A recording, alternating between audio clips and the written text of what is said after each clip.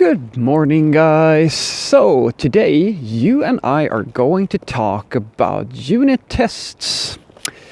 So let's get into it. Now, unit testing it's a broad topic. There's a lot of philosophies and there's a lot of different people who will tell you different things and their perspective and so forth. But in this video, we're going to do something a little bit different. We are going to talk about the test itself, how to actually write a good unit test and my idea of what a good unit test is. So, why am I making this video? Writing a unit test, that should be pretty straightforward, right? It's actually not, and let me tell you why. The other day at work, I was just writing some tests for just a basic service, which was part of a story, right? Everyday stuff. Done it 100 times. And so this specific test I was writing was what I call the base test, the happy path, the happy case, which is just you basically asserting that a behavior that you want on a service method or any function that you're writing or any piece of logic whatsoever is acting in the expected manner. Now, for those of you out there who have been working in, say, object-oriented programming for quite a while with a service-oriented architecture at the code level, you will know how much boilerplate can spring up from simply trying to stub off a simple service that does a bunch of impure calls left and right. You know, it's the sort of thing that it's fairly standard, and it's honestly one of the major reasons, I believe at least, that people started getting, or rather it's the reason why I think people sell functional programming and pure functions. I'm not saying it's the only reason, but I think it's a strong case for it, because the idea is that your code becomes much more testable when you don't have all these impure methods that you have to stub off or mock or whatever. So that's what I'm doing, right? The second thing, and just kind of imagine now that's the first thing. I have this service method. It has tons of dependencies and other services it needs in order to do its job. So what I have to do is to create a really large amount of boilerplate, fake data, because I need to return things. There's several things happening, right? And I need to return things so that the thing that I'm testing can be tested in isolation. So stubbing and mocking. Massive amounts of boilerplate. Second test I write, and I always do this. I always write at least 2 unit tests for everything. Happy path, sad path, or failure path. So now I try writing a second test with basically the same boilerplate, and I almost solely copy-paste, or rather I virtually copy-paste the first test, and I change the implementation in the second one to expect that, all right, if this happens, I expect the event that I'm testing to not occur. It's a conditional type of situation, right? It should not work now. Just to have both cases right. And finally, I submit this for code review, and my colleagues and I sit down and we have a little bit of a talk. And my colleague goes, well, Frederick, could you maybe abstract away all this boilerplate that you have, and maybe we could, I don't know, make a loop or something and put some, kind of tidy this up a little bit so there's not so much code. And I said, no. No.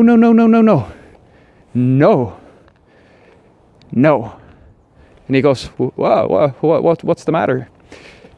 Because, my friend, I make the argument that if you put logic in your unit test, you are creating a problem. You are creating complexity in something that should at no point ever be complex. Let me tell you why. I have more than once. Actually, sometimes it's so frustrating that it almost kills me. And it's happened a lot. especially when I have to maintain tests that have logic or looping or anything like that inside of the test. When the person who wrote the tests, when that person focused on making the code clean for the test, or reduce boilerplate, or anything like of these engineering type of things where they're just trying to kind of make things nicer to look at the point of writing this test. When that has happened, what they don't realize is that they are actually adding the sort of issue where the test itself becomes a problem. There's so many times I've been in a situation where I've verified that my feature works. I've verified that I've manually made sure that my code is working, but the test is not working because something is misbehaving in the test framework, something's misbehaving with my stubs or my mocks or anything like that. The test becomes the problem. This is actually very common, especially in JavaScript. There are so many reasons why. I'll give you just these are two. This is a big life lesson from me to you. Never ever try to stub and fake or anything like that when it comes to time or anything such as that, or the sign-on's clock and all of that stuff. Don't do it. Just don't. Find another way, because flaky tests that randomly behaves in a weird way that you can't deterministically say that this is going to be consistent. It's actually one of the main reasons why I argue if you are in any situation where you need to do something where you're basing your logic on time, if you have a method that needs to know what the time is in order to work, pass that damn value in every single time. Never ever do date.now internally, ever. Never ever do that. Just never. Okay? Good. So, because the reason is that when you have these sort of tests, your test becomes flaky. It fails sometimes and it doesn't work because the assertions usually are out of sync with each other because the timing is incorrect, because time is a linear thing. It moves all the time. And that's what I told my colleague. When I write a test, I am willing to accept that the test itself, that test body, is full of boilerplate and set up code because I want my test to be an island. I want that test to contain absolutely everything I need to make it work. Because as soon as you start moving it around and trying to refactor things and you try to get clever with abstractions and all that stuff, all of a sudden you're connecting the tests together. All of a sudden, unless you do it right, you will find that you actually spend more time trying to understand the test than you're actually trying to understand the logic. And this is very common. It's very common that people try to get clever with their testing, and all of a sudden the test costs more in time than the actual implementation. So I come back to something I've said in a previous video. If you have to choose between boilerplate and complexity, always choose boilerplate, or rather favor, at least, not always, but favor boilerplate, because boilerplate is just boring and maybe a little bit ugly to look at, but it's simple. And in a testing environment, it doesn't really matter so much if you have that boilerplate. Complexity, on the other hand, costs you time, understanding, and if you don't do it right, it will actually result in tech debt. So, those are my 2 cents on the matter, and me and my colleague kind of went back and forth in discussing this.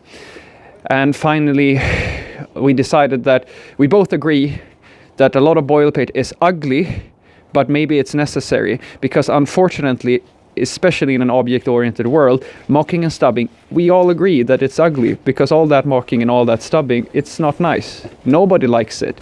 But unfortunately, right now, we don't have a better way of doing it in that style.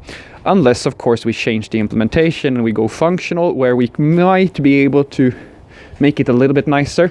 But at that point in time, it was more work than it was worth. So, take this from me. Keep your test simple. If you at any point need to put like an if statement or conditionals or anything like that in your test, you're doing it wrong. Create 2 tests. one for each case. Don't put logic, don't get clever with your tests, because the test should be the most dirt simple piece of code that you write. It's just there to make sure that something that is much more complicated is working correctly. Have a great day.